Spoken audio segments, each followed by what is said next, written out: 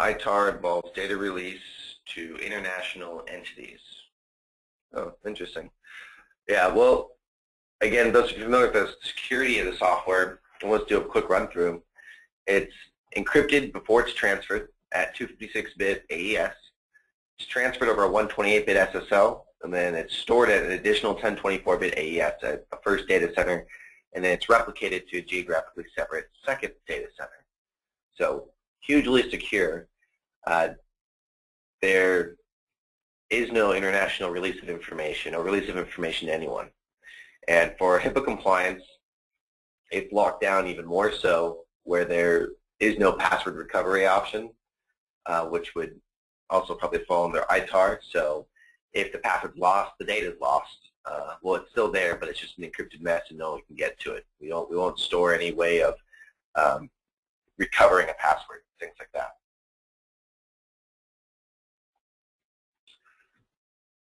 But ITAR compliance, I'm not specifically sure how we regulate that and how we address it. Oftentimes with these types of compliances, a majority of it has to do with local procedures and the business. So it's rare that we are the cause of a violation of these security compliances. Good question about where the data centers are geographically. We have them in the US, Canada, the UK, Australia, Chennai, and Kiev. We have 10 total.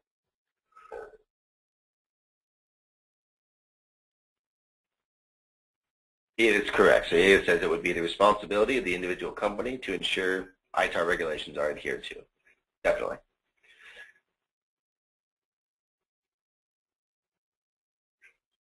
Right. All the data centers are tier 3 and 4 rated, so they all are, they have the official, RAID configurations and all that, and we do back them up to additional data centers.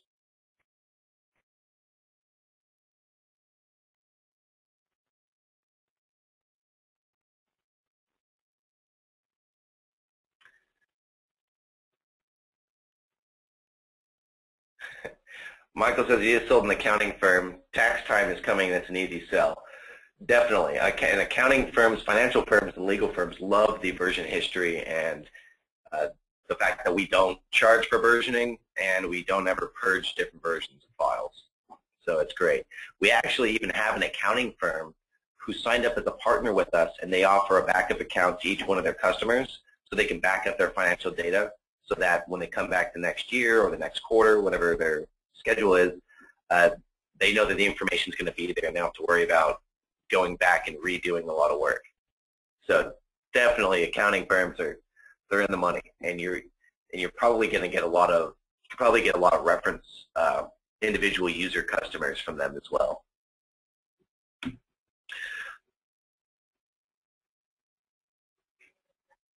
For more information about security compliance and what we have there, you can go to our main website, and I'm going to go through this real quickly, and then we could get into the product demo, and then we'll have some more questions. Main website, sosonlinebackup.com. If you scroll to the bottom, we have terms of use, privacy policy, and regulatory compliance. So here you can see our uptime and all the different compliances we adhere to.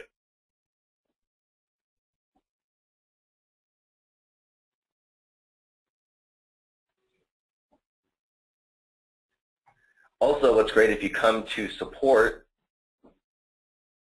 we have our knowledge base here. So for those of you asking about more information as far as the staging server setup, you can come here and you can search for it, whether it's do I need a staging server to use SOS ServerSave. And we put together just a real quick diagram to explain what you're doing. Again, the staging machine doesn't need to be anything special. It's your choice, just a Windows-based machine. And this just depicts where you install each of the agents. So you have image creator, image stream, online file and folder backup, mobile applications. And this is just a backup flow. Michael asks, what's the promised uptime? 99.9. That's the tier rating. The difference is like one significant figure. So it goes from, like, if you're tier 3, it's 99.9, and if you're tier 4, it's 99.99. don't quite remember, but it's which it is, but we have a combination of tier 3 and 4 rated data centers, which are the highest rating you can have.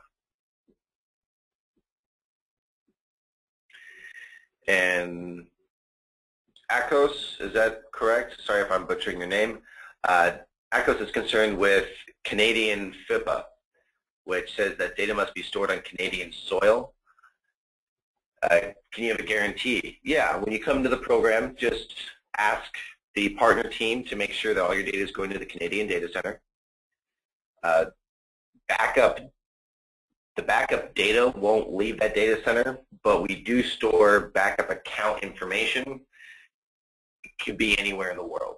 So it could be in India, it could be in Ukraine, it could be in the UK. But as far as your FIPA is, yeah, as long as it's not the data, yeah, that's what it is.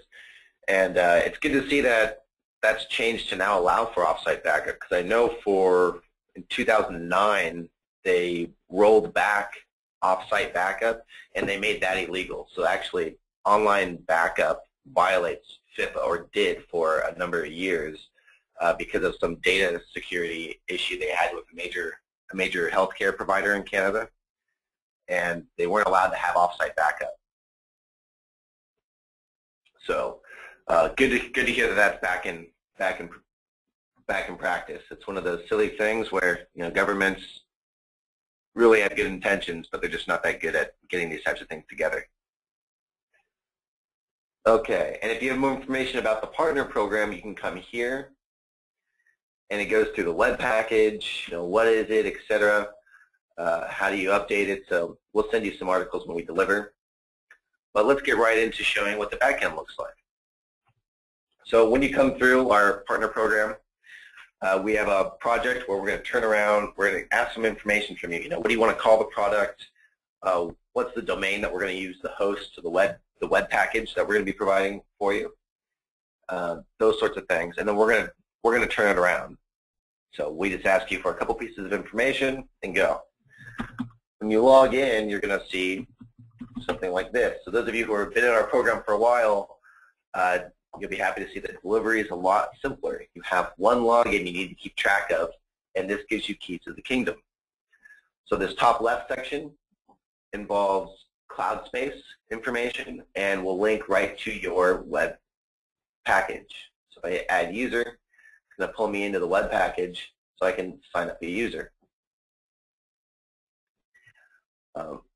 Central management, this is for the Pulse server. So if I can go to central management, it's going to open up my Pulse server. And Pulse is going to look at all the machines and the accounts that Pulse finds based on where you installed the Pulse agent. And now that'll be more clear in a bit. But you can see view all events. And this is from the application event logs. So again, those of you using other systems like ConnectWise, IT Control Suite, Spiceworks, this is information that you could pull with those programs. What you can't get, though, is if you go to view backup sessions, is more specific details on what's happening. So this will actually go through and it's going to scrape our log file and get you more specific information like files transferred, files not transferred, number of files that didn't change. So if I hit details, I can actually get an excerpt of the log file from the backup program. So if I needed to see, what's going on or something's wrong, I have it right here.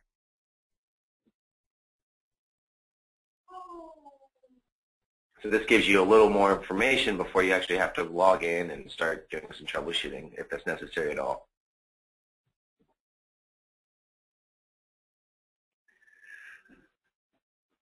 I have a couple questions here. Are both the local apps and the web dashboard available in Spanish language? No, Mario, it's not. And the applications only support English versions of Windows. There are some workarounds that you can do to get it working on international versions of Windows, but the program won't recognize a lot of foreign characters, and you'd have to install it. It has to do with the user script, but you can talk to support about that. You have to ask, will this training be available to go back through the partner knowledge base? We do have recordings every Tuesday, Edith. We have a tech and admin training where we run through more specifically level 1 tech support, basic setup, best practices, and admin functions.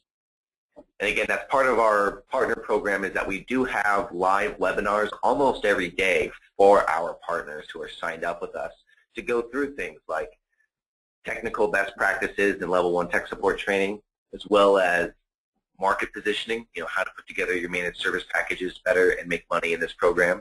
And it's good because they're a lot smaller than these sessions. For in these sessions we have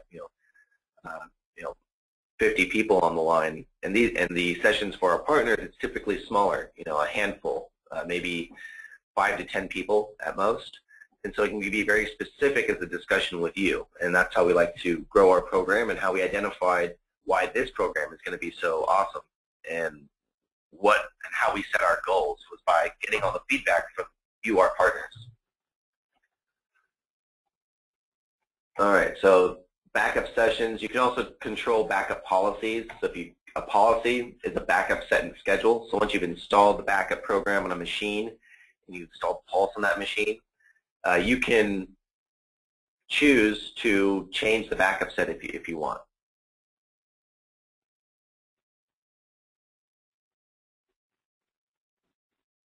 Aaron, I didn't see you on here. Good to see you. Yeah, we can definitely catch up later on and get you on the new program. So those of you who are in our partner program already, we have a conversion sheet that our partner specialists will go through with you to take your current relationship and convert it to make sense in our new program. So it's not apples to apples. So we got to get it together, and it's apples to oranges. And sorry if I sound like a high school math teacher when I say that, but we got to get the units right. Right now we're adding server licenses and all the other fun stuff. So good to see you, Aaron. We'll look forward to getting you on board.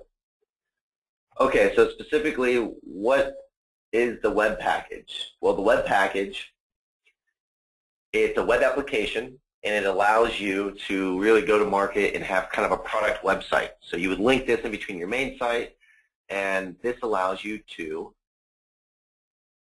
one, you have admin settings, so you can set the basic SEO information there. Gateway settings. So a lot of people, they wanted, you always ask for APIs. What kind of provisioning APIs do you have? Well, we don't need you to have to do that integration work anymore. Now you can just come in here, and if you use Authorize.net, PayPal Pro, PayPal Standard, you can just come in here, put in your information, and then you're ready to start accepting money. You can control the pricing and the plans that are available to your customers here. So you say edit, and you can make them active or inactive, meaning they'll show to your customers or not show. You can set the price, the title, so if you want to call this like Michael's Awesome Monthly Package. There we go, and just submit. If I go to my sign up page on my website, we now have Michael's Awesome Monthly 3 gig account. So it's that easy, and you just change what it is. We're going to give you the options for these plans. All you have to do is edit the price and the title and whether it's active or not. If you go to this website, these prices are not recommended prices. They're all over the dish. I think there's a the $2,500 40 gig account. That's probably not what you're going to charge people. So go to home. Also, when you have a new service, how do you contact people about it? What's going on? Or if you're going to be launching managed services, what are you using as a mailer with your customers? Well, if you don't already have something, you have something now. So you have the mailer where you can say, okay, well, we need to add some subscribers. So you just import a list of subscribers, and then you can create a subscriber group. So if you're going to do an industry-specific campaign, you'd probably do a campaign group instead of a subscription group. You just upload their name and their email into the system. Then you can create different templates. And the template system is really simple. If you're familiar with Microsoft Office, or if you're going to have someone do it in HTML, you can do that. Alex and Steve both ask for recommended pricing to customers. Definitely, we can touch on that a little bit. I'd like to get through some of this first, but definitely we'll get into that. So we have, so you can go through and you can create different things, and then once you send the mail out, how can you manage to the mailer whether it's successful or not? Well, you have these mailer statistics where it'll show you how many emails were sent, opened, your click-throughs, emails unsubscribed from, and it gives you a nice rundown of what's going on. And you can look at the date, you can do it by specific subscriber groups or by a specific campaign or just global, which is what we're looking at now. So it's a really nice system to get out to your customers. It's really, it speeds up your entry to market. Support tickets, so you can control different support statuses. Now that you have the ability to sign up customers and have people sign up online, you need a way to hear back from them if they have some trouble or need some help. So we have a support ticketing system. You can change the categories and support statuses to whatever you like. This isn't trying to compete with something like Kaseya or ConnectWise. So if you have an email address that automatically creates a ticket, then in your admin section, just put that email address right here, and then you're good to go. CTCs and plans, again, a CTC is just an internal thing that we use to hold backup plan options for you. A CTC is unique to each partner. Again, you just go to view plans, and that works. Coupon codes is really cool. So let's say you want to do a launch, an industry launch, and you want to offer a discount or a one-time discount to somebody. Well, this lets you identify what's going on. So let's say free first year for the first sign up or for one single person. You can define it as a 100% discount. So that means they'll be able to get any